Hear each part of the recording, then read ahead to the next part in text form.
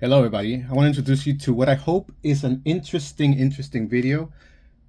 We are used to having these two franchises go head to head in terms of sales and things like that, competition for each other, but I want to do something slightly different. Instead of having these two go at the art of war, this is going to be a war of art. So we are going to go ahead and open up these two sleeved sealed packs and take a look at their art and see which art do people prefer. Like, this is very much gonna be a war of art. I know you guys have your favorite franchises, right? Some like Digimon, some might like Pokemon a little bit better. Absolutely.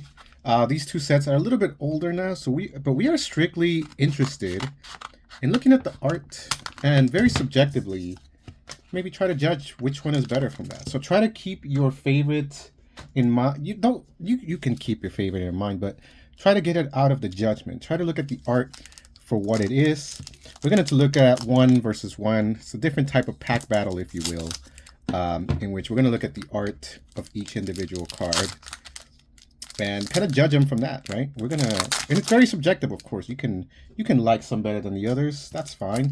I personally really like the way that Digimon art is very different from card to card, whereas Pokemon also is very different sometimes, but I don't know. I don't know. We'll see, I guess, how they match up. Right, let's go ahead and start with Digimon first, the Challenger. So we have here a Flame Memory Boost. That's, of course, Agumon. I don't know if that one's particularly that crazy, but notice that there's like this subtle kind of background Digimon. I don't know if is that a Digimon? I'm not sure if that's what's going on here, but that looks cool. It's a pretty solid start. Let's see. Let's take a look at Pokemon. We start, of course, with a Rufflet. It's a cool little background. I love all the colors that Pokemon usually has. Right, you'll notice these are very standard straight lines. Both arts so far are using pretty nice straight lines of black on there, which is really cool. Except for this background. This background is really nice and different. It's not using that black outline to make it. So I think so. The Pokemon was drawn first, then the background did not use a pencil or outline on that, which is pretty cool. All right, let's take a look. Ooh, two very different art forms here. We have Antilamon, right? Really cool looking. It's got some nice use of color and this big old streak of gold going down, right? Very thin lines, pretty nice. I like the dark theme of that one. It's a purple card, which in Digimon means somewhat evil. We have Vulpix, right? Different type of art. Outline is white instead of black, which is different. It look like a sticker, in my opinion. Background is very similar to that first card. It's not lined out, right? It's just color on there. No need for lines, which is really nice, really cool. Moving on, we have a Monochromon. Ooh, I like this art. This art's really cool. It's doing a similar thing to the Pokemon one, where the background is not using really lines. And the Monochromon's lines are really not like super thick and standing out, which I think is really cool. This art was really well done, in my opinion. Really cool. Let's take a look at the next Pokemon. We have a Drowsy. Very much a similar theme going on. Outline of the Drowsy, all in black, so that stands out against the background, which is not using any outline. That seems to be a common theme along these cards, which is really interesting to see happening. All right, here we go. We have a Grumblemon from Digimon. There's a lot going on here. Let me see. We have very subtle line work. I do like the fact that the lines are not super outstanding when it comes to the Digimon. And by I mean like outstanding in the way that they're not standing out, you know? We have a Golemon in the back. Really cool. Pokemon, we got Growlithe. Oh, this is a very interesting art style. This looks more like a painting type of thing. Right? Really wondering what medium they used for this. This does not look like the regular paint. It looks like a little bit more like a pastel, you know, kind of on paper type of situation. It still looks really nice. I like this Growlithe art. Let's look at an option here. Tidal Wave. Different background from the actual subject of the card itself. Really cool. I like how the water looks here. It's one of the more interesting ways of showing water, right? Ooh, Mystery Bus. This is a classic Pokemon style with that I really like. It's like this little like sticker looking type, and it's not using very defined lines, which is cool. The whole thing seems to be like a similar art style, not one contrasting from the other, except for the eyes. The eyes look very well defined there. So they stand out quite a bit in this art, which is really cool.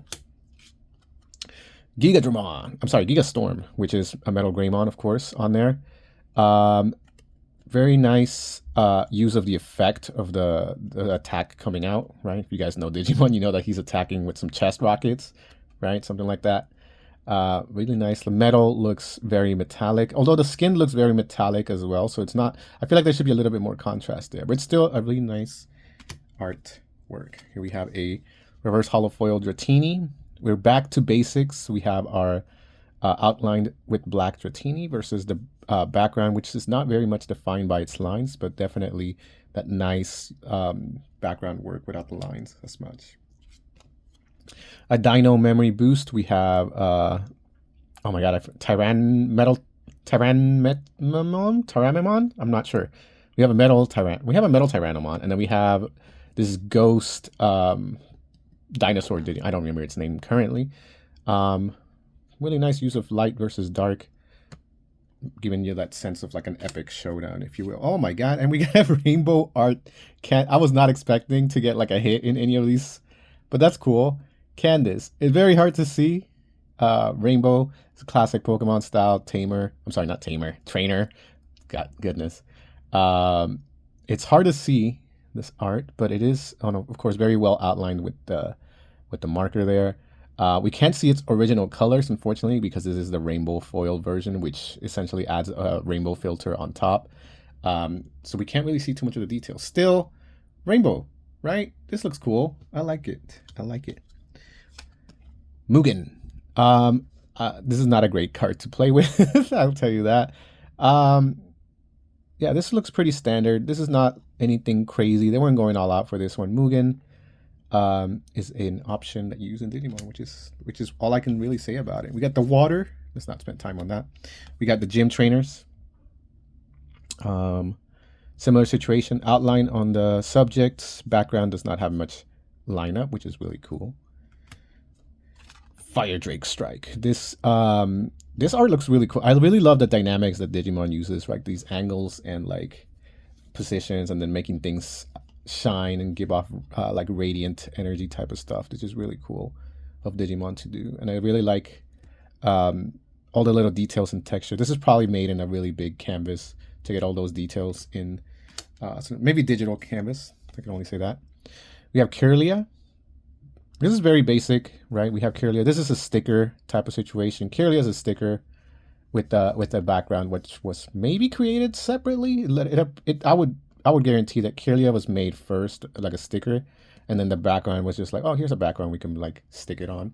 That's what it feels like, at least. Mame Tyrannomon. This is what the name I was trying to talk about.